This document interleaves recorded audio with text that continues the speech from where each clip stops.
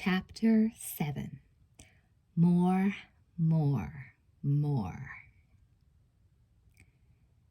Everything seemed to conspire to shake Drew's foundation, which was tenuous at best. For years she had worked consistently. Then, suddenly, the work slowed to a trickle. The lack of work, combined with an already shaky self-image, sent her self-esteem plummeting. Drew wasn't the cute darling anymore, and yet she wasn't the desirable teenager for the desirable teenager market. One thing set off another like a domino effect, and the net result was that Drew didn't feel good about herself. Of this period, Jade says, "By this time, regardless of Drew's lack of work, we had entered into a world that hadn't existed for us before. Business-related events like the Golden Globes or the People's Choice Awards kept us out late at night more than ever. No one seemed to mind when Drew was out late for business. Yet when it came to private things, like going to a club, keeping Drew out at night was not okay. I was expected to explicitly draw the line between business and social. Gradually, though, the business activities Drew's work made us a part of extended into a social thing. We ran into a lot of the same people at both. When we went out, it was always the two of us together. It wasn't ever Drew going off to a party while I stayed home and knitted, nor was it me going off and leaving her at home with a babysitter. This was still a period when I considered us an inseparable team. She and I together. I just felt that if we were together, somehow it was all right to be out late, or to go to a club. There's no way I can justify that feeling, but I don't feel the need to. It also wasn't as though we were skipping around town. We basically went to one club, which was owned by one of my dearest friends. I thought it was fairly low-key, but in retrospect I can see that going there was bad, no matter what the atmosphere. However, I don't think if we'd come in, and I don't mean this to sound snide, 2 or 3 hours earlier, our lives would have turned out much different. Going out was, I think, one contributing factor to what happened to Drew. But I thought, wrongly it turns out, that if I were there with her, I could have some measure of control. We handled that time the best we could. Had I known more, I would have done things differently, but I didn't know. As adults went, I thought I was one of the stricter among Drew's friends as parents. One time I caught Drew smoking cigarettes with a friend who was 2 years older, and I blew my lid. I got very angry. The girls were apologetic and promised never to do it again. And that was one of the few times I ever really saw Drew doing something wrong. As a brilliant actress, Drew has an amazing capacity to hide things. That, combined with the fact that girls her age were involved in sleeping over at someone's house every weekend, kept me pretty much in the dark as to what she was doing. One time I took her to a girlfriend's house to sleep over. They went into a back bedroom and smoked a cigarette. When she came out to kiss me goodnight, I smelled the smoke and said to her, "You've been smoking. Get your things. We're going home." Just like that. And she never slept there again. When I did catch her, when there was a glimmer of awareness, I tried to do what I could. Most of the time she slept at a place where I knew the parents, and not being an overly suspicious person, I always wanted to give Drew the benefit of the doubt. I wanted to trust her. I felt it was important for her as a person to feel that her mother trusted her, which was obviously a big mistake. Hindsight is brilliant, but it doesn't help. In retrospect, I should have paid much more attention to my instincts and trusted Drew a lot less.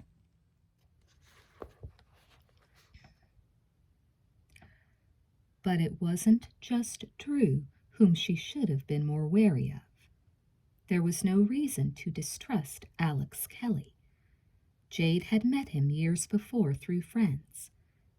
Alex, a successful, extremely handsome model in his mid-20s, was a regular visitor to the Barrymore household.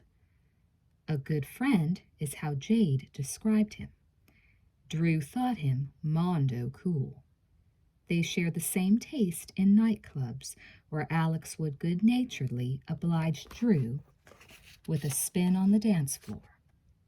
But they saw him most frequently on their living room couch, where he often rested his feet on the coffee table and held a beer in his lap. Drew loved coming home and seeing his cherry red Corvette parked in their driveway.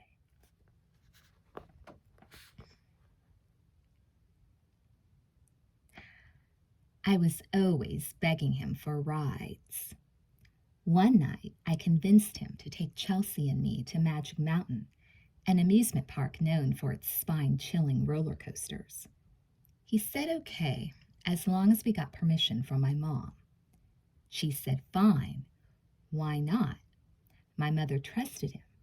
So we went to Magic Mountain, had a great time, and then started back a little before midnight.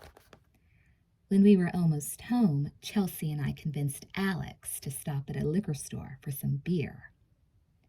A beer, he said, looking at us like we were crazy. Yeah, it'll be fun, I said. A little beer. I don't know, he puzzled. Oh, come on, I argued. We've drunk beer lots of times. It was the truth. A few weeks earlier, Chelsea and I had gone with my mom to a party at my agent's house in Beverly Hills and gotten smashed. We hadn't planned to get drunk. It had happened. We had dared each other to steal a little sip off a half-empty glass someone had set down. That led to hiding behind the bar and pouring glasses of vodka. Though we didn't realize it, we were hooked into the cycle. We thought it was fun to drink, and before we knew it, drinking became the only way we could have fun. By the end of the night, we'd each downed about 6 or 7 glasses and were drunker than ever before. Amazingly, nobody noticed, not even my mom. We just laid low, kept chewing sticks of gum after each drink, and everything was cool. When the party broke up, my mom drove home with us passed out in the back seat. She didn't suspect a thing.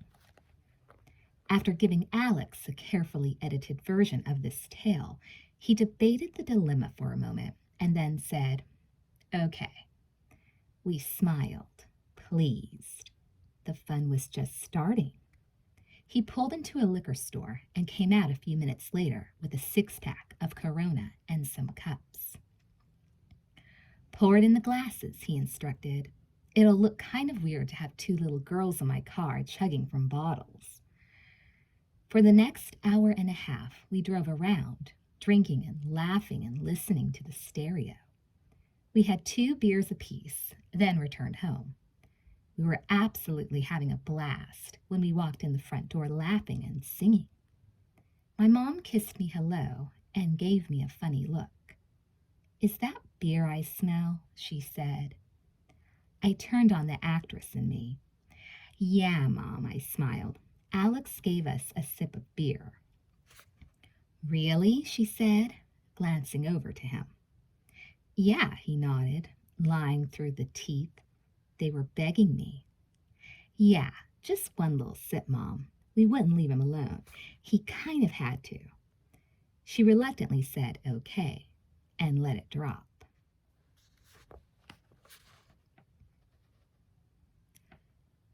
Amy's mom fell into the same category as Alex. She was an indisputably trustworthy friend of Jade's. Her credentials were even better than Alex's, though. She was a parent as well as an adult. Amy was another of Drew's close school friends, what Jade might have called a proven commodity. Amy and Drew were constantly sleeping over at each other's homes. They had fun together. Over time, Jade also became friendly with Amy's mother, a divorcee and musician, and the foursome often went out together on weekends to the small, ultra-fashionable club preferred by Jade and Drew.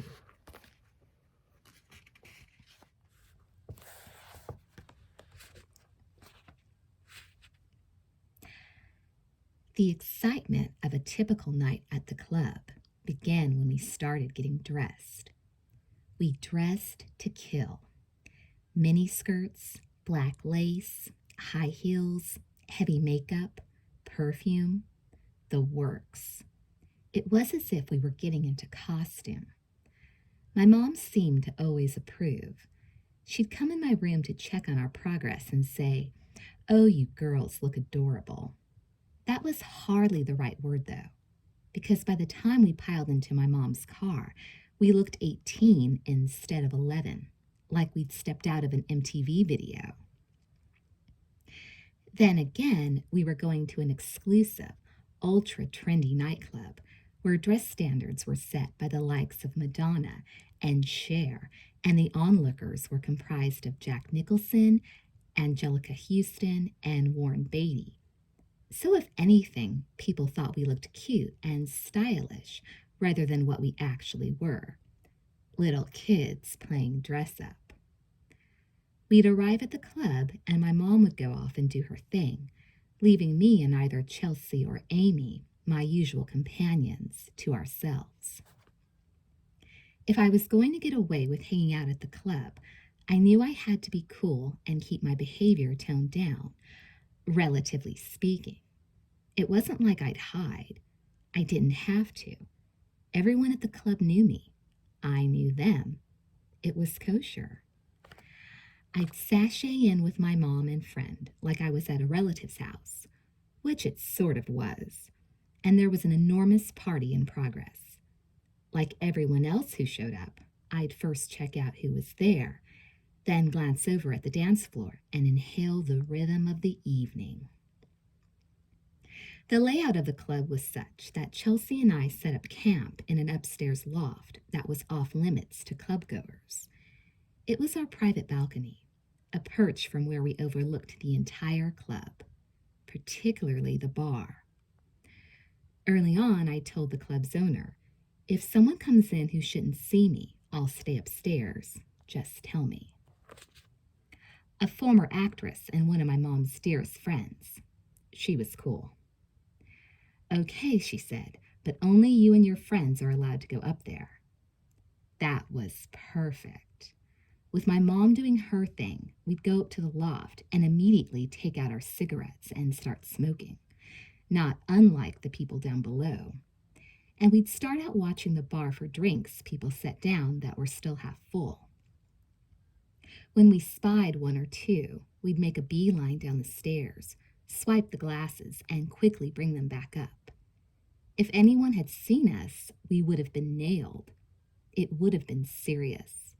But the club's owner never had a clue what we did. She would have killed me for drinking. She's always been unmerciful whenever she's seen me smoke. It's hard to judge how much we drank on an average night, but it was a lot. A few times we passed out up there, slept for several hours, and woke up with monumental headaches. A combination of the alcohol and lying with our ears right beside the speakers. But we were always game for more. We loved dancing too. We'd try especially hard to look very sexy on the dance floor, mimicking perfectly whatever moves we saw the older women make. And believe it or not, despite our age, guys came on to us all the time. It was understandable. We looked so much older than we actually were. We loved that part. If a guy was cute, we were all over his case, flirting, trying to amuse him, waiting for him to ask one of us to dance. And when the question came, our answer was always the same.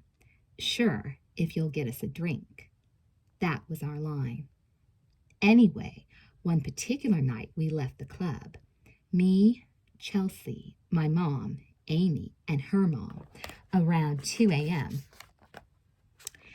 Chelsea and I arranged to sleep over at Amy's house, so we said goodbye to my mother out in front of the club and got into Amy's mom's car. Amy cranked the radio, and all of us started singing. A few moments later, I began smelling the familiar scent of marijuana. Chelsea and I looked at each other, then leaned forward and saw Amy's mom was holding a tiny gold pipe. She glanced at us over her shoulder and smiled. "Anybody interested?" she asked, after exhaling a wisp of smoke. Okay, that was weird. Our friend's mother was offering us pot. A parent is supposed to be like a cop. But we immediately got over the awkwardness and thought Amy's mom was being exceptionally cool. Neither I nor Chelsea were strangers to pot. We hadn't smoked any, but we knew all about it. We'd watched people smoke it. We'd talked about smoking it. We'd plotted how to steal joints and how to persuade someone to let us try a puff.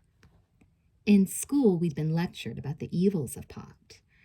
We'd heard stories of friends getting busted by their parents, by the police. We'd even heard stories of parents being busted by their kids for dipping into their children's stash. We would have had to have grown up in a vacuum to be uninformed about dope. "Yeah," I said, "I'll try some." So Amy's mom handed the gold pipe and a big lighter to me. I put the pipe to my lips and inhaled. "No, honey," she chuckled. "Hold the lighter to the pot when you inhale." I tried it, got a huge hit of smoke, and coughed like a backfiring engine. "In little puffs, Drew," she said, "and hold the smoke in a long time." A few attempts later, I got the routine down and passed the pipe over to Chelsea. For the duration of the 20-minute drive back to Amy's house, the four of us continued to smoke, going through a couple of bowlfuls by the time we entered the house. Unfortunately, other than the excitement of finally trying pot, I didn't feel anything, or so I thought, and kept complaining that I wasn't stoned. However, I couldn't keep myself from laughing. "I don't feel anything," I said inside. "What's being stoned?" "Look in the mirror," said Amy. "You're stoned, Drew." Our little dope party continued in the living room. Around 3 a.m., Chelsea started telling me that I'd smoked enough. She didn't want me doing any more, even though I kept asking for the pipe. So I snuck off to the bathroom and smoked even more. When I got out, they told me that my mom had called. As long as she was up and out, she had said, she was going to stop by for a minute to drop something off. "Shit," I said. "Shit is right," said Amy's mom, who was as freaked as everyone else. Frantically, the four of us took turns straightening up the house, opening windows and spraying air freshener, brushing our teeth and chewing gum. My mom stayed for a short time and somehow didn't catch on. Of course, we should have gotten Academy Award nominations for the performance we were putting on. On her way out, my mom asked for a hug and a kiss, but I fended her off with some lame excuse and instead pretended to blow her friendly kisses. Anything to get her back out the door. "Call me in the morning, Budgie?" she asked before leaving. "Sure, Mom," I said. "I love you." 10 minutes later, Chelsea, Amy, and I began walking down the street to get some donuts and Slurpees at 7-Eleven, which was several blocks away. It was almost 5 a.m.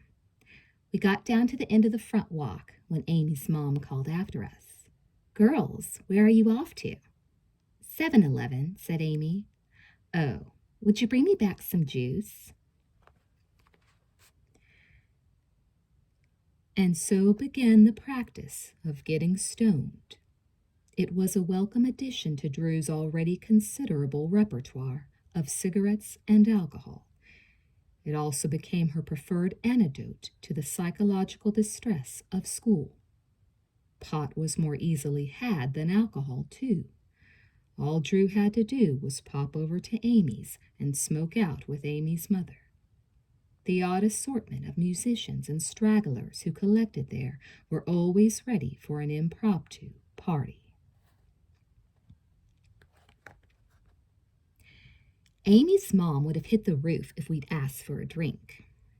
She was into natural things, foods, holistic medicine, crystals, all that, and alcohol was forbidden.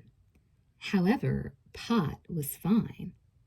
It's an herb, she liked to joke. Their house was like a magnet that drew me there as often as possible. For a while, it was a hell of a lot of fun. We'd find any excuse to light up. Hey, I just got my braces off, I'd say. Let's party. There was always someone willing to toast any occasion with a hit off a bong, a tall, slender water pipe, or a joint.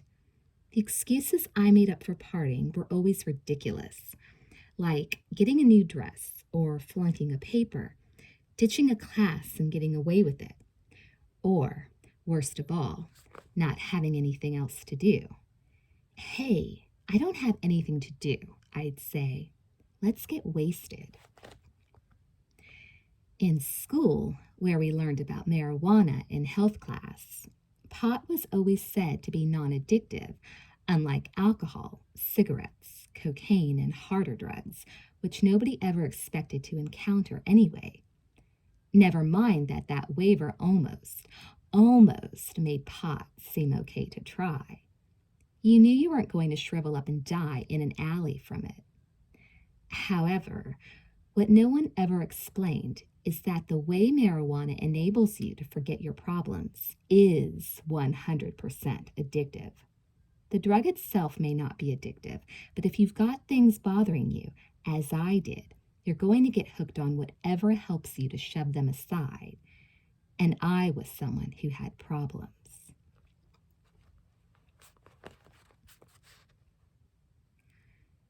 She was a different person at school. In class, Drew was a morose shadow of the lively sprite who bebopped around nightclubs with the confident bounce of an adult. Her appearance was disheveled, her head hung low, and her grades bore no relationship to test scores that indicated she possessed exceptional abilities as well as a photographic memory.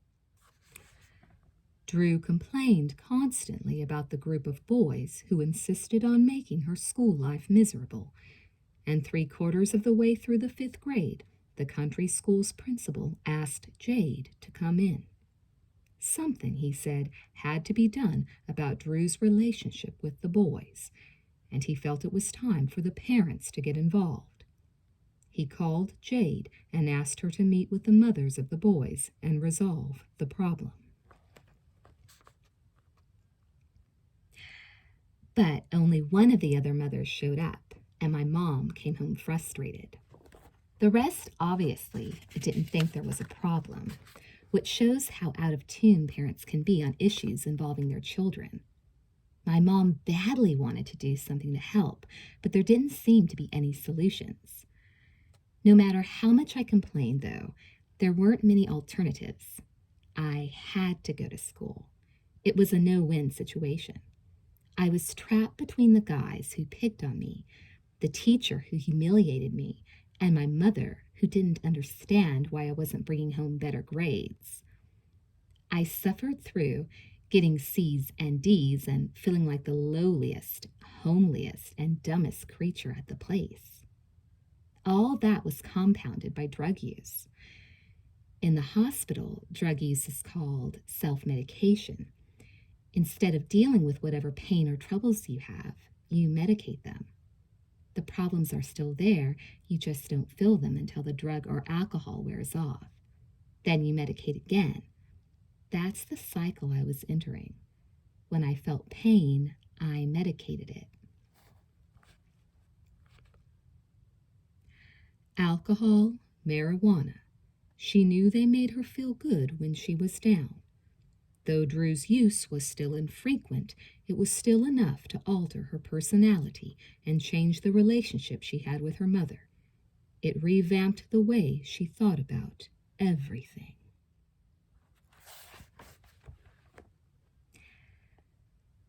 When I began smoking cigarettes and drinking, I taught myself how to lie to my mother and, soon enough, became an expert at it. When I started smoking pot, I became even more secretive and went to any length to hide my use. It was as if I'd enlisted in an underground army. I carried breath freshener and gum. I became evasive about my possessions and whereabouts. I made sure that whatever I told my mom about my activities, I was sketchy enough to present everything in the best possible light. But my evasiveness exaggerated the wall that was growing between my mother and me. At the time, I thought my mom was constantly putting me down, pushing me away from her. I couldn't see that she was reacting to the way I treated her. A real codependent relationship. We fed off each other, egging each other into more extreme behavior and reactions. Eventually, I had less and less to do with her. I began seeing her as an intruder, a hindrance to the nonstop fun I desired. That's when the fighting between us started to flare on a regular basis. Our relationship turned into a constant struggle for independence and freedom. She'd try to set limits and rules, and I'd ignore them. She'd remind me that I was only 11, and I'd say, "So what?" She'd say one thing, and I'd do the opposite. It was easy to look at her as the enemy, the source of all my difficulties. In reality, she was looking out for my best interest. But I saw my mom only as preventing me from drinking and smoking dope and hanging out with my friends. She represented reality, and I was groping for fantasy. With every reprimand, resentment built inside of me like a furnace reaching its boiling point. Near the end of the school year, Drew was cast in a 3-hour television movie called Babes in Toyland, which was filmed in Munich, West Germany. Shooting was scheduled over a 4-month period. They'd be gone the entire summer, and that appealed to Drew and Jade. Both looked forward to the change of scenery as a welcome relief from the stress of school in Los Angeles and their constant jousting. The project was Drew's first major work in nearly a year, and her long-suffering ego badly needed the appreciative strokes acting was guaranteed to bring.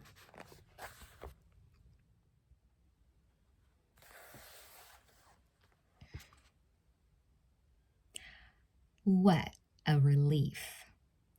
We landed in Munich, checked in with the production, and suddenly I was no longer an outsider. I was greeted with hugs and kisses by my coworkers and accepted right off the bat as a peer. Still, there were changes from the way things were when I was younger. For one, I demanded more independence from my mother. I didn't want to eat every meal with her or accompany her on my days off. Consequently, within days of arriving, we locked horns. Several days before shooting began, Rod Stewart, one of my favorite rockers, rolled into town for a concert. He invited me to ride to the stadium on his tour bus and hang out backstage. I was in heaven. Afterward, we rode back to the hotel on the bus, and Rod and his girlfriend, Kelly Emberg, a gorgeous fashion model, said goodnight and went to their room. But I remained with the band, drinking all night long in one of their suites. We got crazy drunk, the whole lot of us, and someone took a video of everyone stumbling around the room, falling off the beds, downing the tiny bottles of liquor from the minibar. Around 4 a.m., we filed outside, carrying all sorts of instruments, from trumpets to drums, and started playing them as loud as we could. There were about 8 of us, and we were obnoxiously, recklessly drunk. The hotel manager ran out and threatened to kick us all out that very instant unless we quieted down and went to our rooms. Miraculously, though, no one else ever found out about that disturbance. My mom especially. The next afternoon, Rod invited me to go to Vienna with him for the weekend. I didn't have to work until Monday, so I had the time. To me, Rod and his band were like the circus, and I was ready to run away with them. Just like that. 2 minutes, I thought. That's all I needed to get packed and situated on the tour bus. My mom seriously debated letting me go for the weekend, but then finally said no, which caused me to erupt in a volcanic temper tantrum that lasted for several days. That tour bus represented the fun I had when drunk, which had fast become the only way I knew how to have fun, and I saw it rolling away, leaving me behind in a cloud of dust. It shows you the pull alcohol and drugs have on the mind. There I was, on a movie set, the one place where I felt confident and appreciated, really good about myself, and I was panicking over the loss of my suppliers. Much to my surprise, though, the ensuing months turned out to be the best I'd had in years. I still snuck cigarettes. I was a regular smoker by then, and there was an occasional secret drink, but I didn't find myself dwelling on the various insecurities and problems I suffered from when I was back home.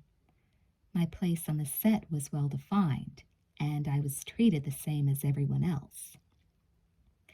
Best of all, I had a boyfriend, Michael, a 15-year-old guy who was also working on the picture.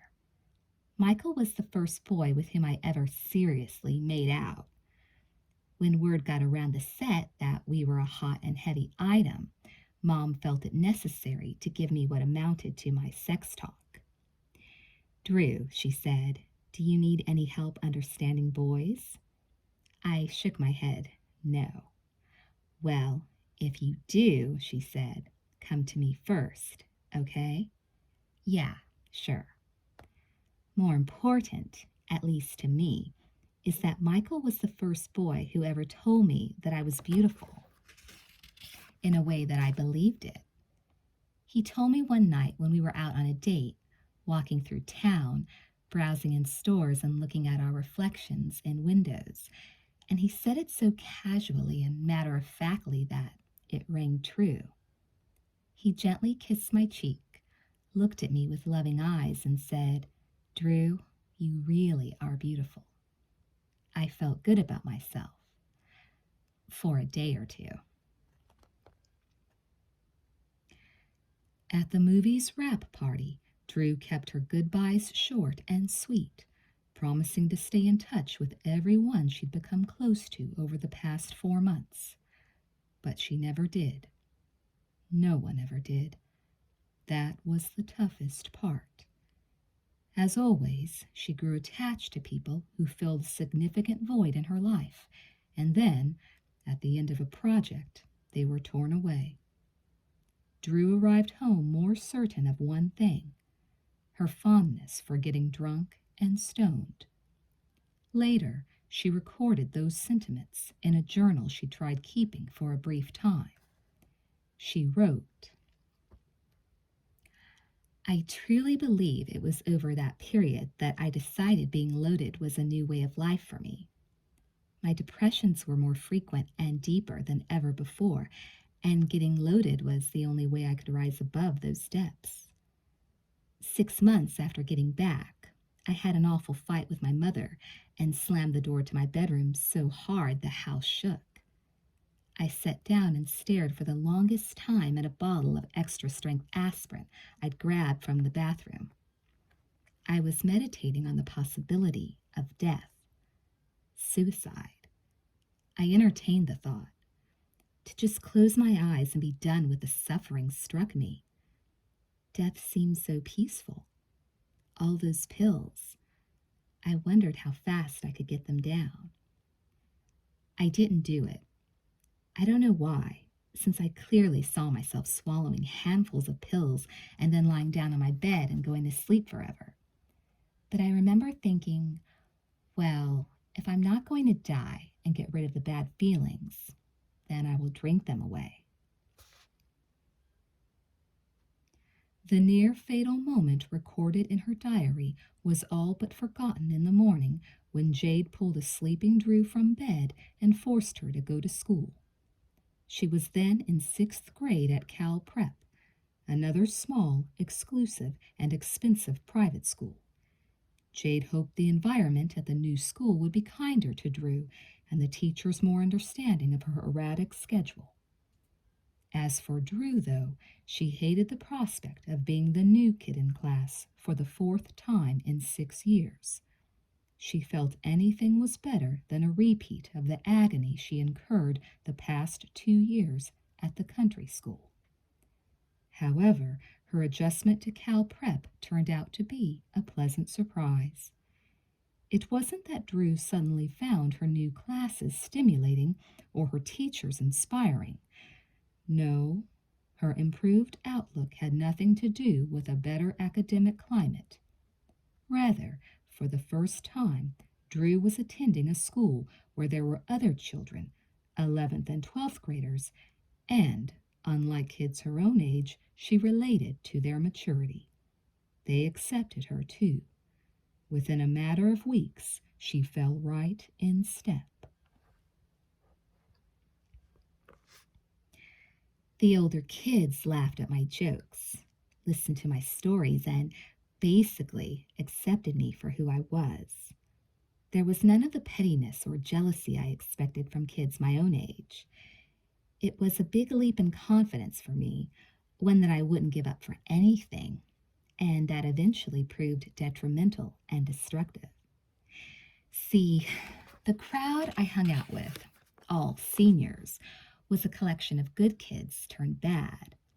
They smoked cigarettes and pot, ditched school, and generally had a poor attitude about anything that prevented them from having fun, which usually meant getting high.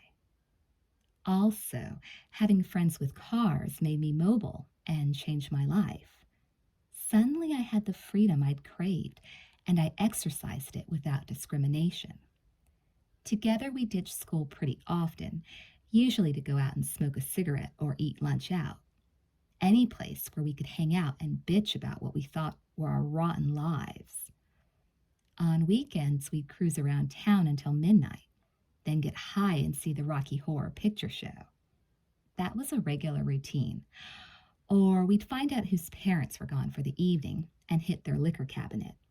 Anything to catch a buzz. That was our entertainment.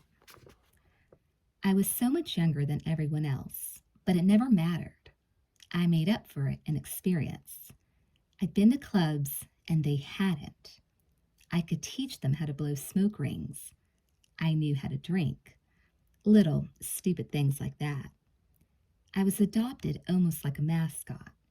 An advanced teeny bopper like Tatum O'Neal's tough-talking, cigarette-smoking character in the movie Paper Moon. See, I wasn't a dopey 11-year-old who tagged along. I fit in with them because I knew how to smoke, drink, cuss, and flip off authority with a disrespectful joke. In retrospect, I understand how their acceptance of me served to reinforce my growing addiction. I belonged to the gang because I used cigarettes, dope, and booze. They were my insignias of association. But if I didn't do any of that, I worried, maybe then they would have seen me as the dopey 11-year-old girl I was, one with not much of a figure, a wealth of insecurities, and little self-esteem. Not the fun-loving party girl I made myself out to be. It was an act, a cover-up, and all part of desperately wanting to be liked and respected by friends. I'd been an outsider for so long that I wasn't going to do anything that might jeopardize my position as part of the gang. Not anything. If that meant shutting her mother out of her life, then fine.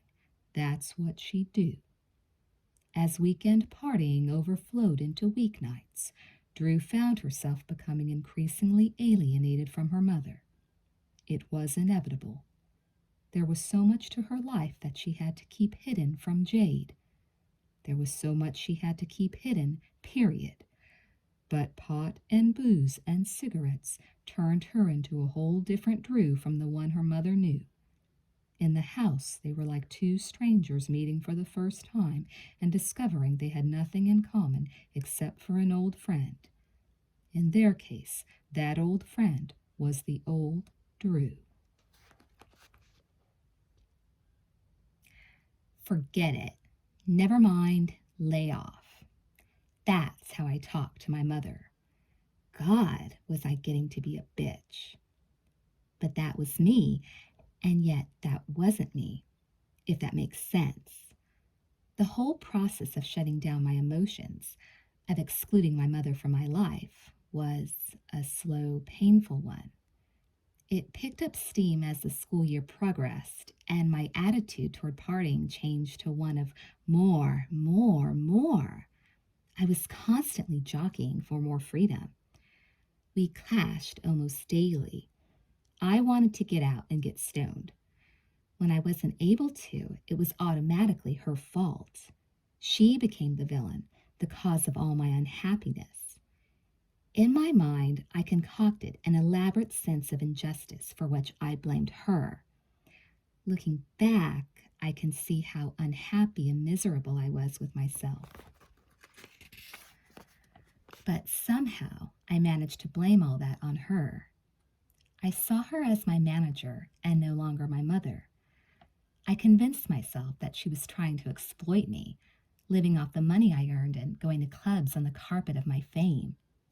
None of the good things she'd ever done for me, none of the love and affection she showered me with, mattered anymore. I wouldn't have dared treat any one of my friends that badly. No way did I want to lose them. But my mother, she was different. I knew that she was always going to be there for me, no matter what I did, and she'd always come crawling back for more. "Why are you doing this?" my mom snapped one day after picking me up from school. "I love you so much, but you're no longer letting me be part of your life." "Oh, bug off," I said. Whenever I sensed that my mom was hurt, I just got angrier. Alarm bells went off in my head. She hurt me, I figured, and I was going to hurt her back. "I don't know why I even bother," she said. "You know, I'm really trying here. But for the past year, you've done nothing but make our lives miserable when you could be making it so much better." "Who cares?" I argued. "Our life has always been rotten." The truth was that my life, not my mom's, was miserable and rotten.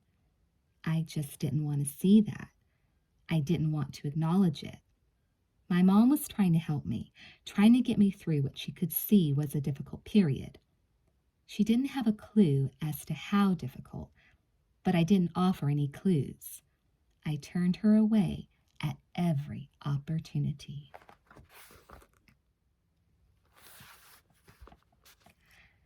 Chapter 8. See You in the Morning. To Drew, the Italian movie producer and his actress wife, a sex symbol throughout the 1960s, owned the quintessential happy marriage. They were longtime family friends who struck her as the perfect couple, as if they'd stepped out of House and Garden magazine. With their two boys, one a few years older than Drew and his younger brother, they resided on a picturesque ranch in Thousand Oaks, California, about a half-hour drive from the Barrymores. For several summers, Drew was a regular visitor, spending numerous days and nights at the luxurious ranch, playing with the boys in their summer camp setting. It was an idyllic life. Breakfast, lunch, and dinner, formally served at appointed hours, were attended by both parents and the children. The table overflowed with food and conversation, family stories and constant joking, which reminded Drew of the warmth she'd experienced at the Wards in North Carolina and the normal family that she'd always dreamed of having. Between meals, there were plenty of distractions, like swimming, tennis, and driving go-karts around the driveway. When they tired, the housekeeper made lemonade or iced tea. But even this house of plenty, protected by concerned, loving parents, wealth, vast stretches of property, and imposing electronic gates, couldn't escape the scourge of drugs and alcohol. By the time Drew was 11, she and the oldest boy had graduated from what they considered to be boring childish games to more mature activities, like raiding his parents' liquor supply and drinking themselves into a stupor that had them sleeping away the better part of the next day. By 12, they added pot smoking and were getting stoned as often as possible. In the same way that we used to spend the day swimming or running around, we drank and got stoned at night. His room was far away from his parents', which made it easier to sneak.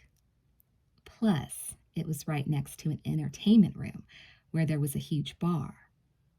Whenever we'd sneak a bottle of wine or champagne or liquor, we'd have to finish the entire bottle to cover our tracks.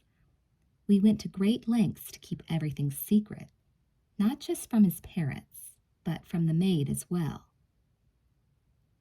Only one night, as we were downing vodkas one after the other, that became impossible. Sitting on his bed, I told him that I was going to be sick. He was concerned and asked what he should do, but it was too late. I ran into the bathroom and threw up. The next morning, his dad came into the room and asked if I was feeling okay. The maid had told him I'd made a mess in the bathroom. "I'm feeling better," I said groggily. "I had a horrible stomachache all night." "Really? Are you feeling all right now?" "Much better, thanks," I said. "My son took care of you," he smiled. "I know. Isn't that sweet?" "Yes." His son and I exchanged guilty looks. I hated lying to his parents because I loved them so much. The drinking and drugs weren't really fun, not in the way Drew had once used the word to describe what it was like making E.T. In fact, Drew couldn't help but notice the downside of her use. There was the nausea she suffered at night, the excruciating headaches she woke up with in the morning, the increasingly complicated lies she'd tell to cover her tracks, her poor schoolwork, and her mounting sense of alienation. She had ceased to drink or smoke pot to have fun. "I did it to get drunk or wasted," she admits. It was her method of blotting out everything she didn't want to think about. Rather than deal with her troubles, she pushed them to the back of her brain and let them collect. But one summer night, when she was visiting the ranch, the pressure became too much to ignore. It was an early warning that she was, in the parlance of experts, a bad addict.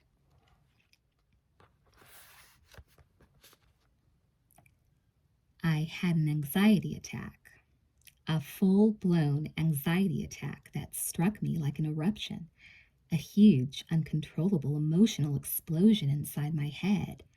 It totally scared the shit out of me. That night, as always, the oldest son and I were holed up in his bedroom. His was an ordinary room. A bed, a stereo and television, posters on the wall, nothing that special. We'd been watching TV, probably David Letterman, waiting for the house to quiet down. Finally, with everyone asleep, he brought out an enormous bag of pot and his bong. "Oh my God," I said, "look at that bag." "It's so strong," he said proudly, "and mostly all buds." "Cool," I commented with a stoner's admiration. For the next several hours, well into the early hours of the morning, we smoked one bong load after another, inhaling the pipeful of thick, acrid smoke and holding it in our lungs for as long as possible, trying to get the maximum effect from the high-potency marijuana. We started out laughing, changing records on the stereo, cracking stupid jokes and exchanging those lightning quick flashes of brilliance you get when you're stoned, but can't remember 3 minutes later. Then I began feeling a bit tense. "How strong is this pot?" I asked. "I don't know," he said. "I just bought it, but the guy said it's really stoner pot." "I feel kind of trippy," I said. "Kind of weird." "Maybe it's laced with LSD," he cracked. "That's not funny." We'd been fairly animated up till then, but both of us were pretty high, and we gradually laid back on the floor, drifting inward into our individual thoughts.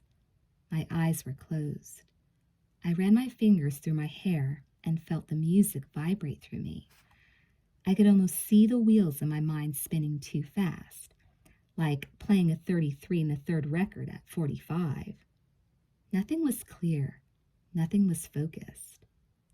Then, suddenly, the thoughts came fast and sharp, like daggers, and a wave of paranoia, something I never experienced before, swept over me. "God, why did you get so high?" I asked myself. From there, it was downhill. I got down on myself for being so mean to my mother. I told myself I was a loser. I thought about school and hated that I got such piss-poor grades. I hated being fat. I hated my rotten life. I hated being high. I got abysmally depressed by what I was doing to myself. Actually, what I was doing then was acknowledging glimmers of truth about myself. It was a rare and frightening occurrence, and the picture was as unflattering as I could imagine.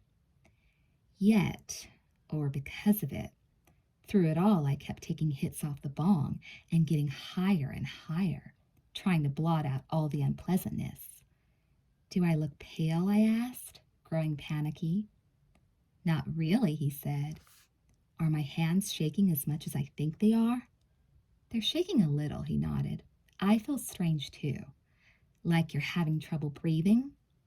We tried to count, from 1 to 10, and then back down to 1 again, trying to get a grip on our unbridled emotions. But it was too late. My chest filled with tension, and my breathing got very rapid. My pulse was racing. "This is so weird," I kept repeating. "I don't want to be this high anymore." He was nodding. Soon, both of us were crying like babies, crying out of panic and fear, and hating what we'd done to ourselves. God, for however long that lasted, I realized how unhappy I was and how much I hated the person I'd become. But when we woke up the following afternoon, most of whatever I'd thought the previous evening had gelled into a single, grossly unpleasant blur. I couldn't remember anything in particular except that I'd gotten too high, and the net result was that I vowed to lay off for a few days. I had to cut down, too. When my mom picked me up, she knew that I'd been smoking pot. The maid had smelled it, told his mother, and she told my mom. When my mother confronted me, I didn't deny it. "But it was just one little puff," I lied in a sickeningly sweet voice. "I was just experimenting. I'm really sorry." "Okay," she said, "but stay away from that." "I will." The fights between Jade and Drew became routine, almost predictable. It was not unusual for Drew to wake up fighting mad and go to sleep after a wall-shaking blowout. What would precipitate these imbroglios with her mother? Nothing. They just happened, as inexplicably as spontaneous combustion.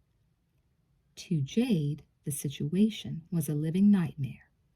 Drew's volatile temper recalled the uncertain behavior of Jade's former husband and Drew's father, John Barrymore. She came home late, didn't do her schoolwork, forgot appointments, and when Jade called Drew on it, she lashed out. There didn't seem to be any getting through to Drew, and their relationship took on an increasingly desperate timbre. One afternoon, my mom picked me up at my friend's house. It was after school, and she wanted to have dinner with me.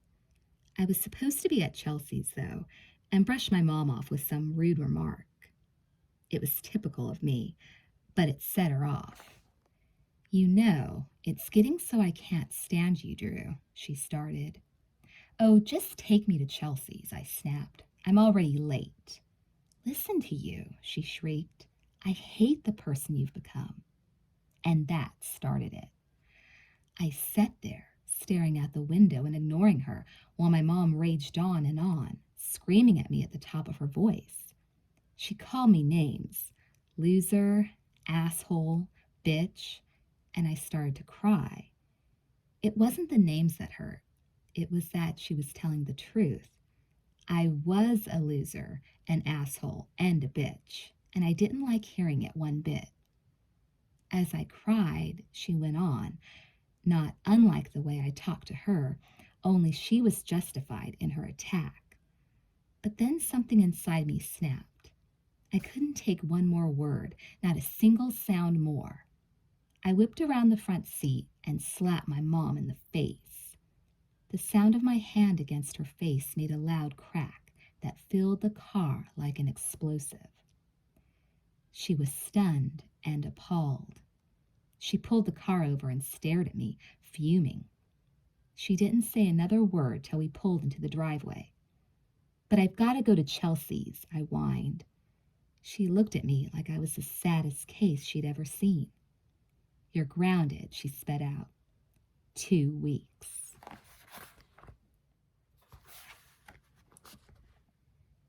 Anything but seclusion, Drew whimpered.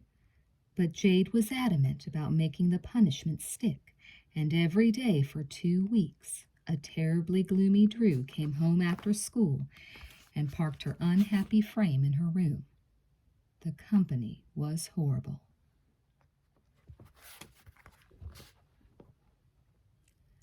Depressing is more like it. I hated being by myself. I'd sit there, staring in the mirror at my fat, ugly body and shake my head. What happened to you? I asked myself out loud. The phone rang constantly. Friends checked in to see if I could get out and party. When I told them I was grounded, seriously grounded, they'd commiserate, saying, "Bummer," and then proceed to tell me what fun they were going to have. "I'm going over to Amy's to get stoned," said Gigi. "I'll be thinking about you, babe." "No, I'll be thinking of you," I said. Sitting there alone, feeling isolated and having no one else but me for company, I became horribly glum. Forget changing my tune and becoming apologetic. I was too deep into my own problems, feeling too sorry for myself to think of anyone else, like my mother.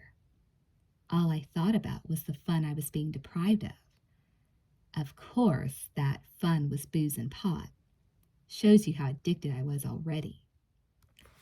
Desperate, too. Even though I knew my mom would hit the roof if she caught me smoking, I lit up right there in my room.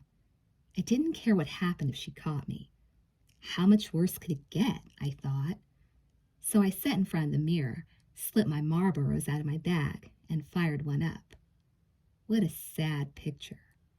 In baggy clothes that hid every ounce of my body, I blew a stream of smoke rings, launching them from my pursed lips, and watched them float into the air and vanish. I often wished that I could hook a ride on one of those rings and take it to wherever they disappeared to. But there was no getting away until December, when Drew was cast in the movie See You in the Morning, a drama about the effects of divorce on children, starring Jeff Bridges and Farrah Fawcett. It was being filmed over 4 months in New York, ordinarily a cause for celebration. However, Drew didn't want to go. It was an abrupt change of face from previous films Drew had worked on. Though she'd read for the See You in the Morning part, then auditioned and waited anxiously to see if she'd gotten the part, when it came time to depart, she balked with an extraordinary obstinacy. "Who cares about a stupid movie?" she scoffed to her disbelieving mother. Work had always been her saving grace, a stroking of ego that she avidly pursued, and now, for no apparent reason, she wanted no part of it. On the surface, Drew was protesting against separation from her friends. A single day away was too long, she argued. But, truth be told, underlying her complaints was a fear of being cut off from her addictions. The power of drugs and booze had seduced her into believing that being high was more appealing than making movies. Drew fought a fierce battle to back out of the commitment, but it was to no avail. Her manager and agent decided the move was a good career move. In January, Drew and Jade arrived in New York for their turbulent 4-month stay.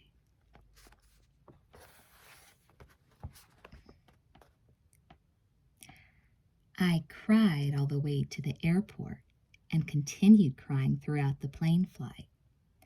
Depressed isn't a strong enough word to describe my condition. I imagined myself stranded in New York, 3,000 miles away from all my friends. I knew several people in Manhattan, but I had only one good friend, and he was much older than I was. There were no girlfriends for me, I groaned to my mother. No place for me to sleep over. The last thing I wanted was to be holed up for 4 months in a hotel suite with my mom. I envisioned us bumping into each other till one of us killed the other. And that's about what happened. Being forced to work on the picture over my objections clinched the impression I had of my mother as the enemy. I didn't want to work, and I felt she made me. I'd forgotten that I had this career, that in the past I was always the one begging her to let me work more often, and that I actually loved working. Instead, I viewed my mom as the ruthless taskmaster, convinced that she no longer cared about being my mother. All she wanted from me, I believed, was the money I earned. What garbage. I never once stopped and asked what my mother did with the money I earned. I didn't have to, because I knew. The bulk of whatever was left over after various commissions were paid went straight into my trust fund. I've heard countless stories of parents stealing their children's earnings. Not my mom, though. If anything, she has always been overly conservative about saving money. She'd give me a bit of cash, but let me earn extra spending money, which is why I worked part-time at a video rental store in Los Angeles before we left. We set up home in our usual suite at the Mayflower Hotel, and the next day, with my mom practically forcing me out the door, I went to work. On past projects, I always went to the set early and hung out as late as possible. But I changed in a big way. I wasn't into the work at all. I turned into an unhappy, mopey, downcast girl. I just want to go back home, I whined to my mom, and sit in the sun. And I want to drink beer, get stoned, and way fucked up, I added to myself. That was my attitude. The booze and pot had obviously made me a different person. It scared me. I mean, if I wasn't an actress, which had always been the saving anchor of my identity, then who was I? Within the month, Jade decided to purchase a spacious 2-bedroom condo on 68th Street and Broadway. She loved being in Manhattan, and Drew was quickly changing her tune. Acquaintances she had known from previous trips turned into close friends, particularly Stacy, a beautiful 17-year-old model from a troubled home who shared an apartment with her older sister in Soho. Stacy introduced Drew to New York's late-night haunts. She slept at Stacy's on weekends and the two hit the fashionable clubs from dark till dawn. There was never any trouble getting in. Stacy looked old enough, and Drew, who was a month shy of turning 13, was waved on by. The advantage of celebrity. It was good business, I guess, but there was never any problem getting in, except at one particular club. I was with Apollonia, the beautiful singer who co-starred with Prince in Purple Rain. The doorman asked me for ID. I didn't have any. But you know who I am, I snapped, annoyed. He nodded, but said I was too young to go in. Suddenly my whole life began to crumble. Or so I thought. I started to cry. The clubs were my life. Everything I loved, drinks, guys, music, excitement, was inside, and it was being denied to me. Just let her in, Apollonia argued, taking my arm and pulling me through the door. She's with me. I was saved. Later that night, Apollonia gave me a ring she wore in Purple Rain. She slipped it on the index finger of my left hand, and it's never been off since. Getting out of clubs was an altogether different story from getting in. 90% of the time, I fell into a cab with Stacy and gave the driver directions. But one night, I was at a club with another girlfriend, and we were drinking Long Island iced teas, a highly potent mix of gin, vodka, rum, and other liquor. Not just drinking them, but racing through them as if we were gulping water on a hot day. After downing my 5th glass, I started making a fool of myself on the dance floor. I was quite drunk, but not out of control. By my 7th drink, though, I got vilely ill. The club manager, who had said hello to me earlier, approached the table, asked me my age, even though he obviously knew I was too young to be there when they let me in, and tossed me out of the place. It was like a movie, with him behind me, pushing me out the door and scolding, and don't ever come back. Somehow I found a cab, climbed in, and made it home, staggering down the hallway till I found the door. The afternoon before, I had told my mother that I would be home at 1 a.m., but it was nearly 7 the next morning when I staggered inside the door. My mother was standing on the opposite side with a furious look on her face. She probably smelled me coming up the elevator because I stunk like a puked-out alcoholic. I looked directly at her and said, "Hi, Mom," and keeled over. I woke up later that afternoon with a garbage can in my face. I was so sick. "Did you have fun last night?" She glared at me from the door to my bedroom. "Tons," I groaned.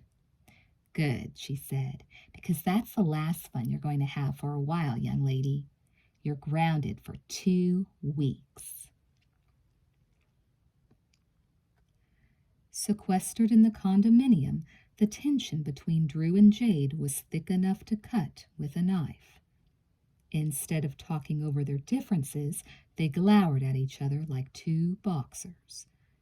Drew stomped from room to room, slammed doors, and scowled like a caged animal. Her mother, she thought, was purposely tormenting her. Their relationship was a powder keg set to ignite. As her circle of friends expanded, Drew's desire for more independence increased. That brought her into conflict with her mother. Jade attempted to set limits to Drew's nightlife. She asked her to be home by midnight. If she slept over at Stacy's house, she wanted Drew to call every so often, and if she didn't hear from her, Jade called there herself. At times, Jade sounded like a broken record, constantly reminding Drew of her professional responsibilities. Drew listened, sort of, because she admired the people with whom she worked. Jeff Bridges, Farrah Fawcett, and Alice Cridge. Drew tried to maintain a line between work and partying. She confined her clubbing to weekends and tried never to go out the night before she had to answer a call on the set. No one I worked with had a clue as to the double life I was leading. They were all nice and kind to me. If I seemed glum and depressed, which I often did, they chalked it up to adolescence and tried cheering me up. Little did anyone realize I was just trying to get through the days as best I could, thinking only of the fun I was going to have on the weekend. But the real torture was at school. By law, I was supposed to be tutored 3 hours every day on the set. But my lifestyle made me an absolute bitch when it came to buckling down and paying attention.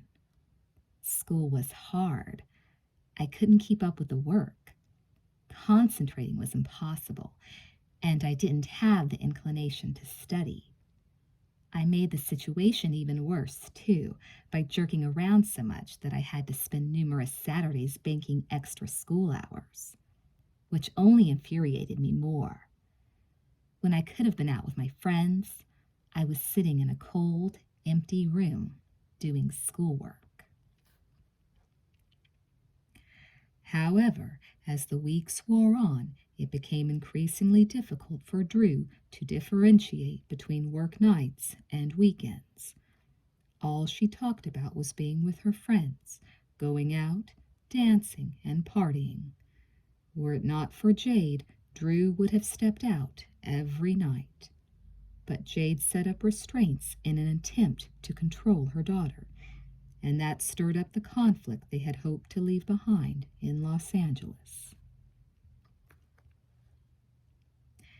The scenes were like carbon copies of each other. I'd want to stay out later than my mom said I could, and when she wouldn't relent, I'd erupt and we'd have a huge fight. In the midst of one horrible spat, I went on a rampage, breaking vases, throwing magazines, and smashing a huge pitcher of iced tea on the floor. The pieces shattered everywhere, and I yelled, "I don't really give a damn what you say." I ran into the kitchen, grabbed her purse, and snatched her credit card. "I'm leaving, you bitch," I said. My mom stood in front of the door, blocking my path. We squared off, and I thought about hitting her. I didn't want to hurt her, but I did try pushing her aside, trying to open the door. My fingers closed in the doorknob, and then I backed off a little bit, but I kept yelling and stormed off into the living room. "Why don't you just go to hell?" I screamed. My mom shuddered. Apparently, I'd pushed her to the breaking point. Unable to take any more of my abuse, she ran to the bathroom, crying. I couldn't believe it. Standing outside the bathroom door, I listened to her cry. I felt a remorseful ache in my heart, but I was too far gone to do any apologizing. Instead, I cleaned up the broken glass and iced tea and straightened the mess.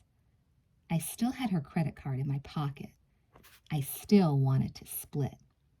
So I plucked a wad of cash from my mom's wallet and told her I was going shopping.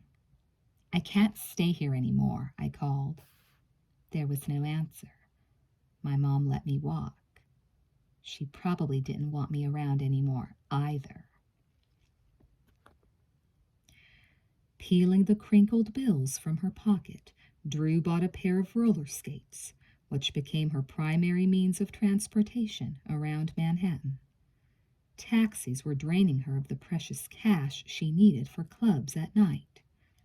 With Stacy, she became a ubiquitous sight along Broadway, speeding in and out of the crowds, whipping around corners and tiptoeing down subway steps. In peak traffic hours, she could get downtown to Stacy's apartment faster than a taxi was able to. However, the night of her 13th birthday, February 22nd, it was Stacy who skated up to Drew's house. There had been a small party for Drew on the set that day, complete with cake, ice cream, and balloons.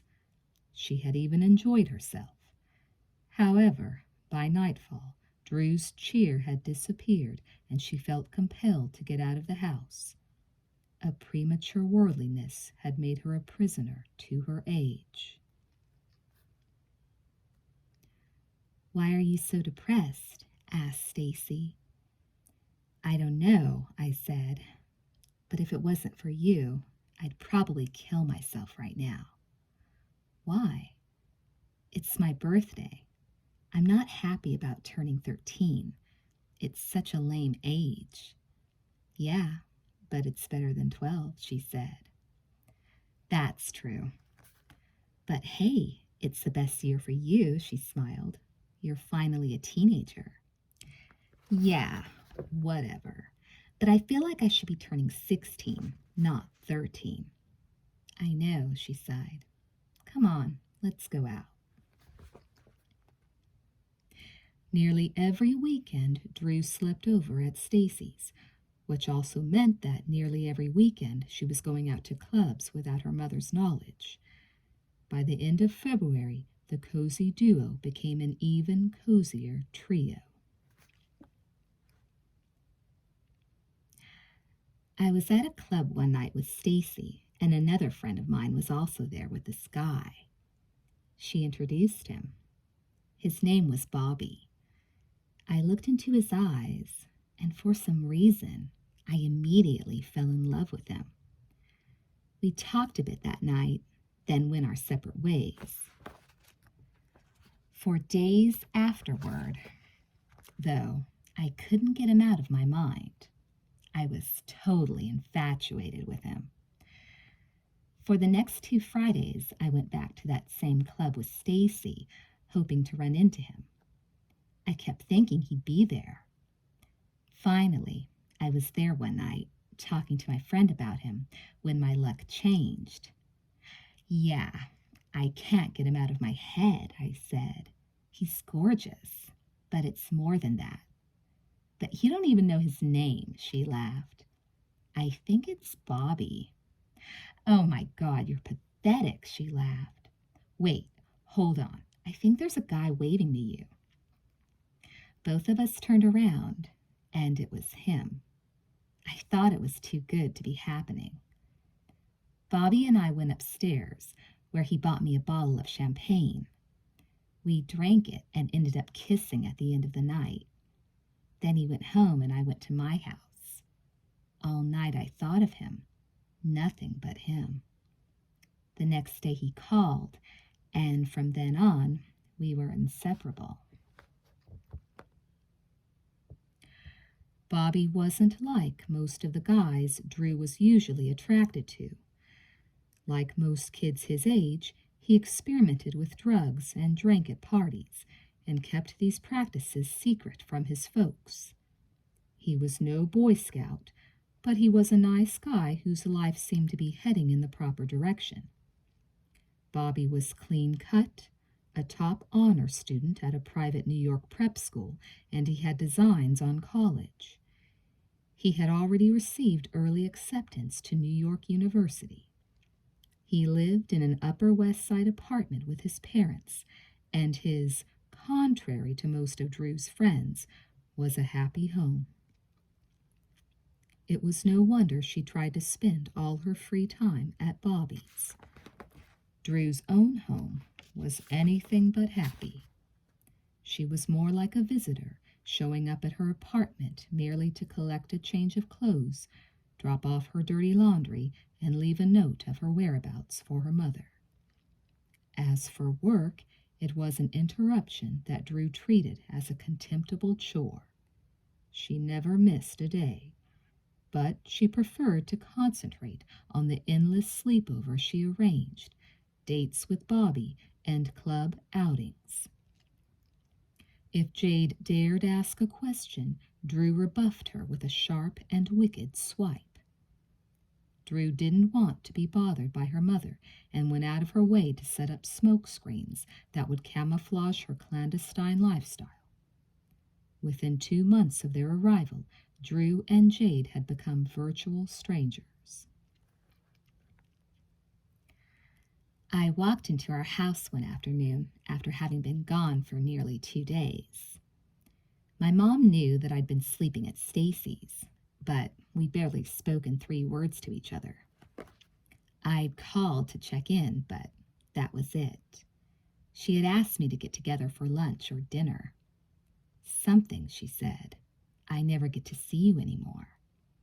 So I popped in to pick up some clean clothes at a time when I didn't expect her to be home. But there she was. Where are you going now? She asked. Out, I said. You can't leave, she said. We need to talk. Yeah, I can leave, I said. I've got things to do. I'll be back later. I haven't seen you in 2 days, she said, grabbing my wrist. I've barely known where you've been. I don't even know where you live. Now, I want some answers right this minute. I pulled away from my mom and looked at her long and hard. Well, answer them yourself, because you wouldn't be happy with the answers I'd give you. You want to hear something else, but I can't say that to you. That started the fight. We got on the subject of freedom, and the shit hit the fan. My mom was trying to curtail the independence I'd carved for myself, and I wasn't going to relinquish one iota of it. The more she attempted to establish some parental authority, the more vehemently I put her down. I was utterly rude and disrespectful, even calling her a bug up my ass. If I was going out every night, my mom was doing the exact opposite. She was a veritable hermit. As far as I knew, she never left the condo, never developed a social life of her own, and I thought she expected me to live like that as well. Maybe if you developed a life, you wouldn't be such a downer, I snapped. Can't you forget business and enjoy yourself for once? Yeah, maybe. But you have too much of a life, she said. You're making a jerk of yourself. No, I'm not, I argued. At least I know how to have fun. We were screaming at the tops of our lungs. Finally, I told her what I really thought was bothering her. You know what? I said with total disdain. You need to get laid. That was it.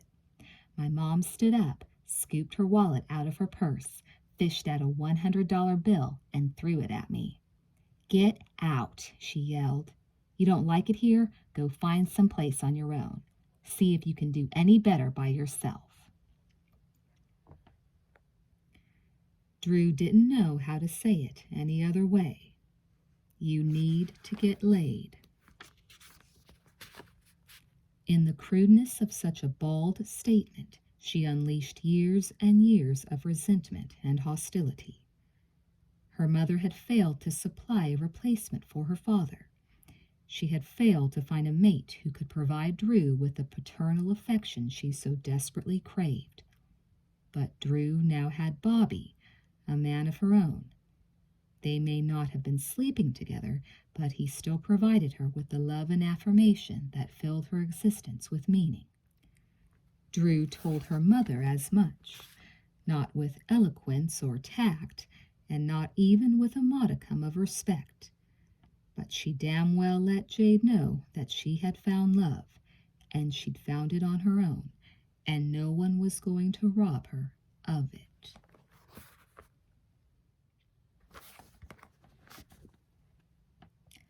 Chapter 9. Busted. I loved cocaine. Period. That, I think, says it all. Part of being an addict is involvement in the continuous search for the perfect antidote to pain. It's like a doctor treating an illness with a specific antibiotic. For some addicts, it's booze. For others, it's pills or heroin. You go through them all, knowing that something out there is going to make you feel good. Alcohol made me feel horrible. It caused me to forget my pain, which is what I liked about it. But I always drank to excess, and I woke up sick as a dog, which I hated. Pot, that was fun for a while. Then I discovered cocaine, and it was like standing on top of a mountain and yelling, "Eureka! I found it." Coke was the right drug for me. Neat and quick, with no apparent after effect.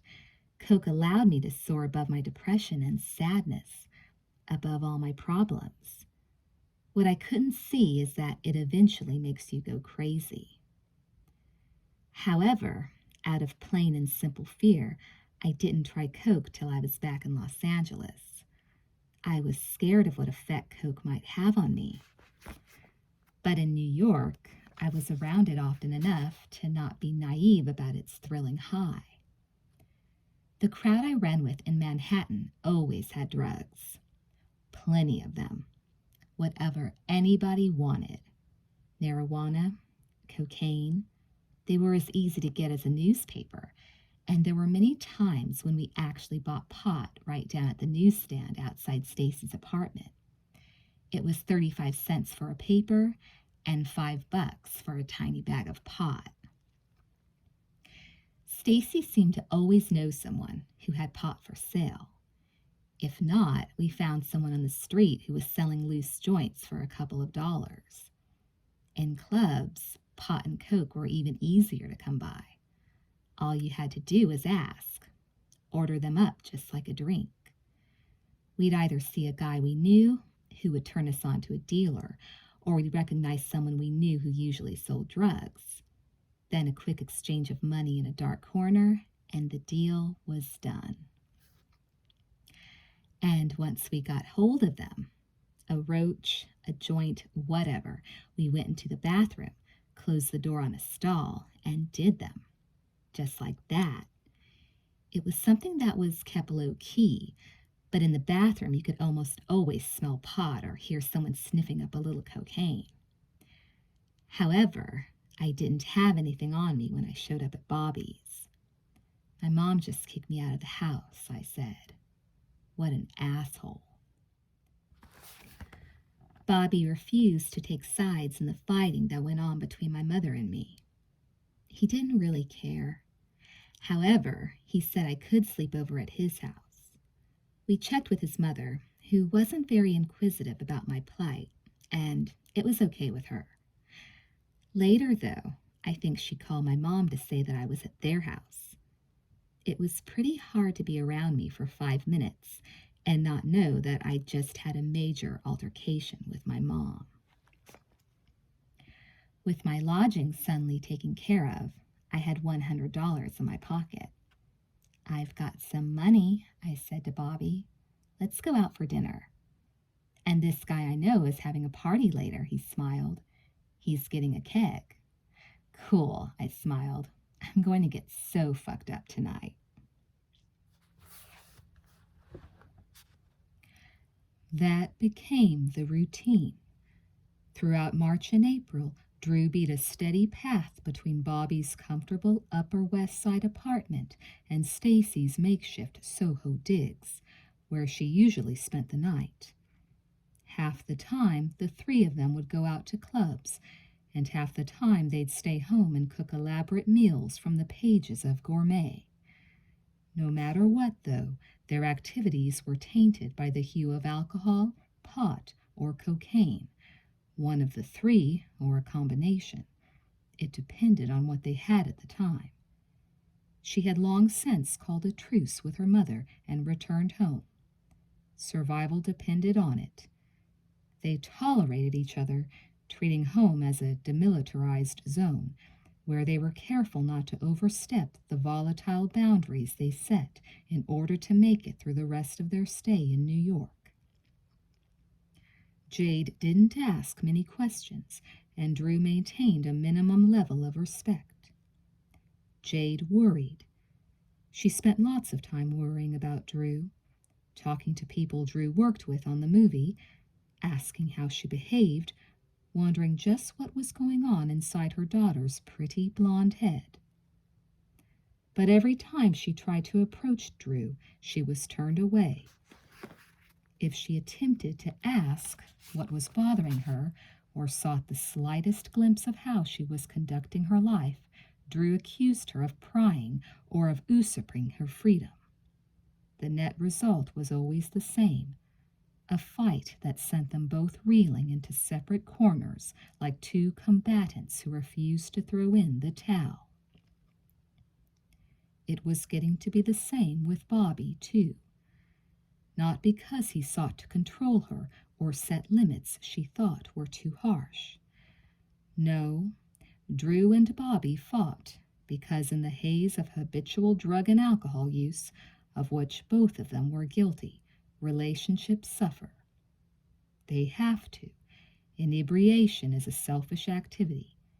It may start out with a festive whoop and holler, but the psychological effects turn it into a solo flight that eventually inhibits one's ability to cope with another person.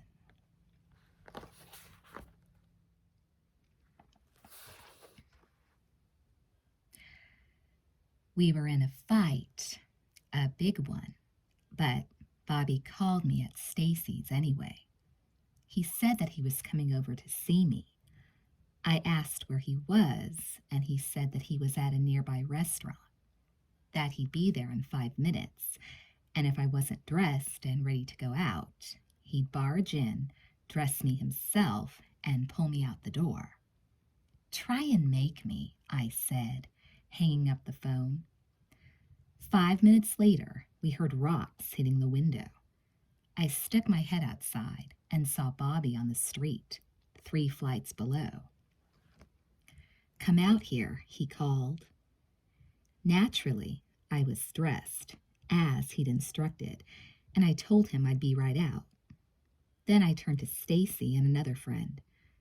We had 2 joints left, and I told them if they took 1 hit off either of those joints or drank either of the 3 beers that we had in the refrigerator, I'd kill them. Then I yelled out the window to Bobby. "Half an hour," I said. "That's as long as I'm going to stay out." "Fine," he said. So I went downstairs, met Bobby and his friend Jason, and we started walking to a loft where a friend of his was throwing a keg party. After a few blocks, Bobby suddenly disappeared. Jason covered for him, cracking jokes, not telling me where Bobby went. A minute later, he was back, holding a bouquet of long-stemmed red roses, which he gave to me.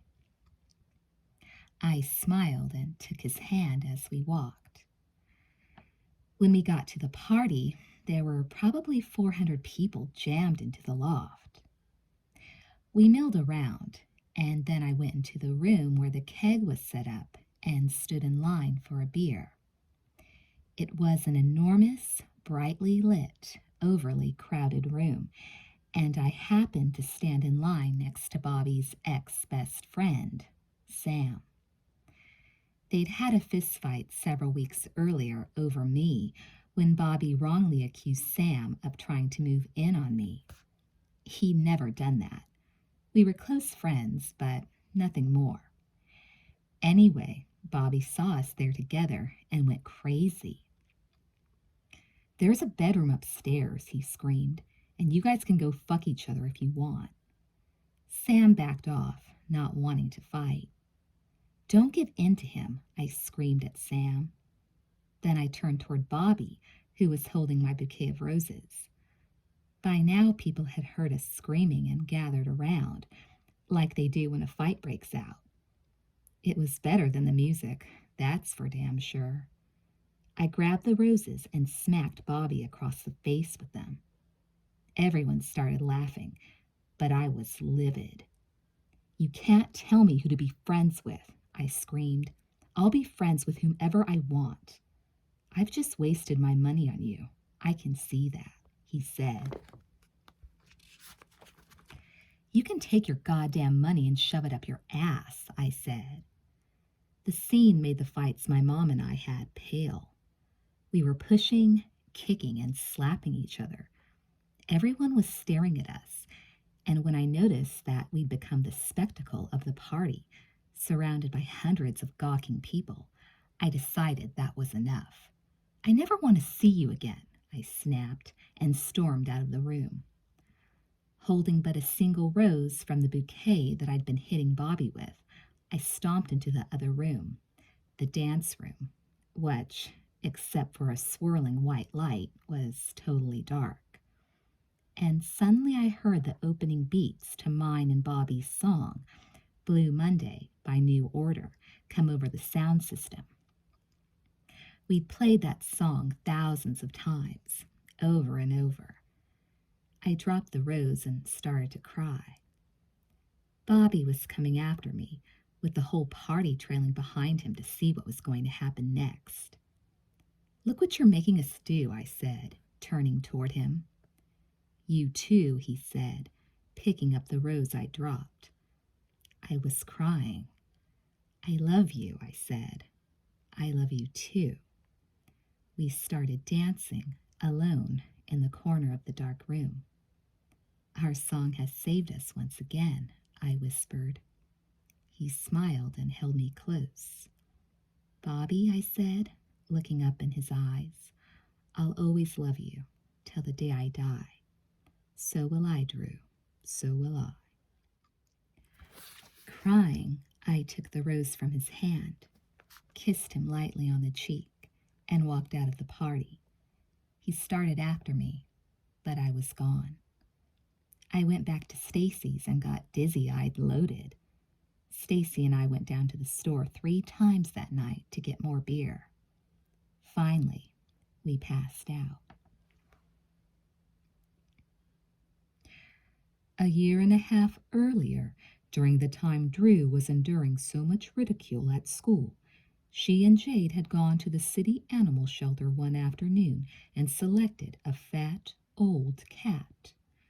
Drew had named him Pizza, and the plump furball became the repository of all Drew's private thoughts and secrets. Pizza listened without making a judgment and purred ever so gently as Drew stroked him and poured out her heart. "I told him everything," she says. Everything. She'd settle Pizza on her lap in the quiet of her dark room and confess her innermost thoughts, things she rarely admitted even to herself. She told him about her smoking and drinking. She talked about the fighting with her mother. She loathed her fat body. She even cried remorsefully over what a horrible image of herself she'd turned into. "I wish there were some way you could suddenly change everything," Drew remembers telling him. The cat seemed to understand, rubbing his whiskered face on her t-shirt. "I used to have another cat, little Gertie," said Drew. "I told her everything too, but she ran away. Everyone in my life has run away. Even me. I'm running away from myself." Pizza purred as Drew petted him. "Don't you run away too, okay, Pizza?" she said. "Okay? Don't leave me." People always seemed to be leaving her, or else she seemed to be saying goodbye. Before leaving New York at the end of April, Drew spent virtually an entire day calling people to say goodbye. She must have made 50 phone calls. At least 50. Stacy was the hardest. No, maybe Bobby was the hardest. Drew called him to say goodbye and hung up in tears. She was always getting close to people and then leaving them. Love. It was the hardest habit to break and the craving most difficult to satisfy. In Los Angeles, Drew's first call was to Chelsea, whom she hadn't spoken to the entire time she was in New York. For some inexplicable reason, they'd grown apart before she left. But Drew still wanted to check in with her and catch up on what everyone had been doing.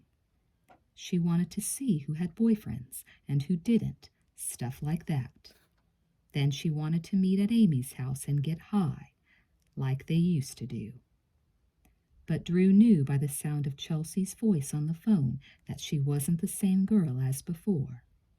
Chelsea was glad to hear from her. However, when Drew suggested meeting at Amy's, Chelsea hesitated and finally stammered an uneasy no. Drew was puzzled. "I don't do that anymore," said Chelsea. "What do you mean?" I asked. "I'm into sobriety now," she explained. "I don't smoke or drink anymore." "Why?" "I went into the hospital," she said. "I had 2 months of treatment." "You're kidding." "No." "Okay, see you around." When I hung up, I thought, Geek City, what a jerk. I don't want her as a friend. Then I found someone else who would get stoned with me. Drew entered into a terminal state of high, smoking pot before school, ditching classes, and staying out late at night with her friends to get even higher. Yeah, that was the life. One big party. Finally, Drew got up the nerve to try cocaine. It had been a long time coming. She was at her school's prom, and everyone seemed to be snorting lines of coke. God, I consumed so much that night. I don't even know how much I consumed, but it was very, very scary. When it came time for me to do my first lines, I was so frightened I could barely see out of my eyes. I thought I was going to have a heart attack. A friend held my head straight so I could snort better. And I needed the help. I was so drunk and so stoned I could hardly walk. "Do a couple lines and you'll be all right," a friend of mine coached. It wasn't just me who was in such a bad state. All my friends were completely buzzed too. And these were the cream of the crop, the really good kids from school. If any parents had seen a picture of that crowd, they never would have believed all those kids were guzzling wine coolers, smoking pot, and laying out lines of coke like it was candy. Then we smoked some Cocoa Puffs, a little cocaine on a cigarette, and got even higher. From that night on, I loved cocaine. I craved it all the time. Just thinking about it caused my palms to sweat. Television, movies, and talk shows have created a stereotypical image of the addict. Someone who's ragged, out of control, and utterly blind to the self-destructive course they've chosen. They lose their money, jobs, family. Stand them in front of a mirror and they fail to see the truth until some dire accident occurs. All they want is their fix. That was me. Give me my Coke. My mind seemed to have a huge neon sign in it that blinked nonstop. Coke, get Coke. So I did. It was great for dieting, partying, and picking up my mood. If I did a little Coke, I could drink all I wanted to without feeling it. It made me so happy. I thought Coke was the ultimate in life. But of all the times I used it, the one image that stands out is of me sitting alone on the floor in my bathroom. The door was locked, and I'd laid out a bunch of lines on a tiny mirror. Very methodically, I inhaled each one and waited for the rush. It was great. Every so often, I ran out and changed the song on my stereo. I was so happy, so high. Then, I remember, I did the last line and licked up all the powder. More, I thought. I've got to get more. That's the insidious nature of the drug. You always want more. No matter what you tell yourself about rationing, conserving, or cutting down, you always want more, more, more. I remember being so incredibly high, my hands were shaking and my heart was pounding. I could hardly sit still. I imagined myself grinning from ear to ear. But when I looked back down at the empty mirror, hoping to find a few stray pebbles, I saw that I was actually crying. Tears were streaming down my cheeks, and I didn't even know it. I was miserable. I didn't know what was going on. I remember telling myself, "Get a grip, girl. Get a fucking grip." But I guess it was too late. Jade felt handcuffed. She realized, finally run out of options as well as patience, and she didn't know what to do with Drew. The grades Drew brought home on her report card, though they reflected only 2 months of work, were dismal, setting new standards of low. When she was home, they barely communicated. They barely saw each other, for that matter. When Jade tried talking to her, it was to no avail. When she broached the subject of counseling, Drew slammed the door on her. That seemed to symbolize their relationship. How could two people who loved each other sink to such a horribly low point, wondered Jade. Worse still was that they didn't seem to have hit bottom yet. Summer vacation promised the likelihood of additional problems, since Drew would have even more free time on her hands. She didn't have a movie schedule until mid-July, when she would be off to Nevada to shoot Far From Home. Till then, Jade fretted, there was no telling what Drew was going to get herself into. At that point, Jade was feebly resigned to the helpless position of worried parent. She sat, bit her nails, and imagined her hair turning white and wrinkles turning her face into a billboard of angst. And that's exactly how she spent the night of June 28, sitting and worrying.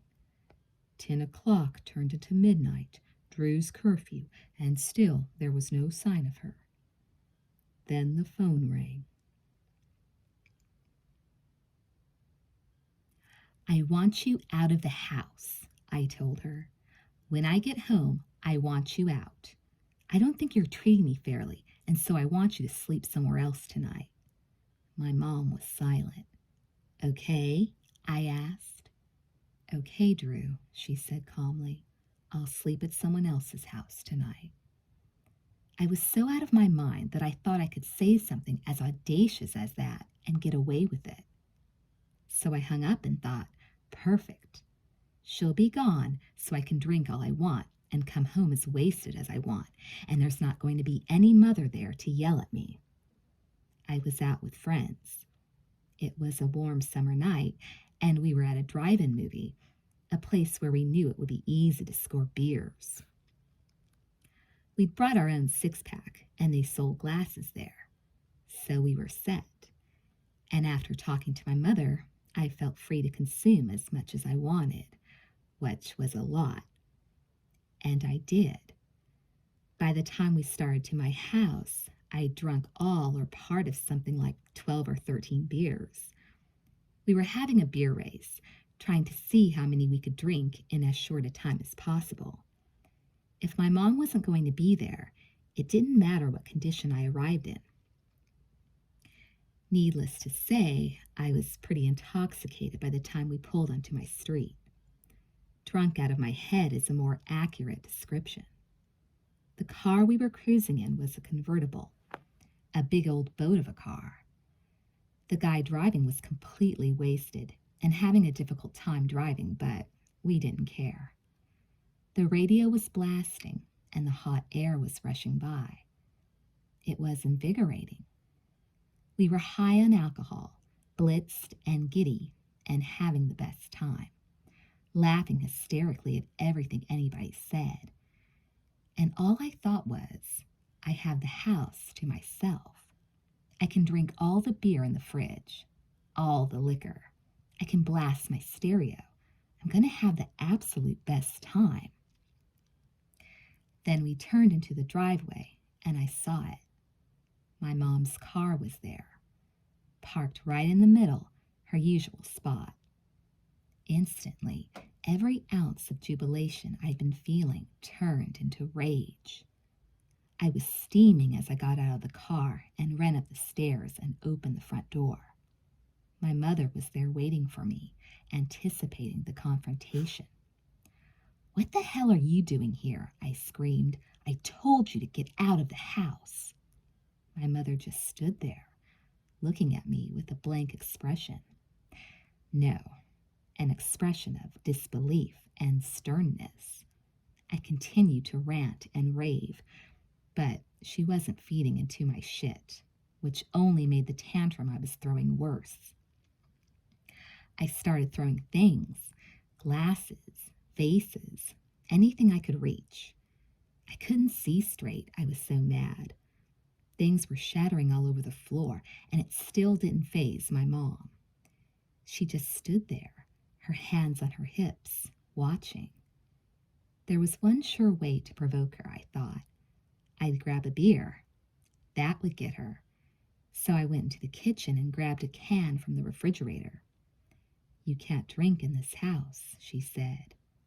I could tell she meant it too, but I didn't pay any attention.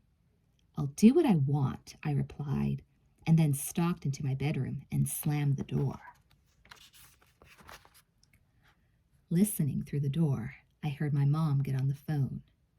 "She's very bad," she said. "You need to come over right now and pick her up." Panic shot through my body as if I was being scalded by hot water.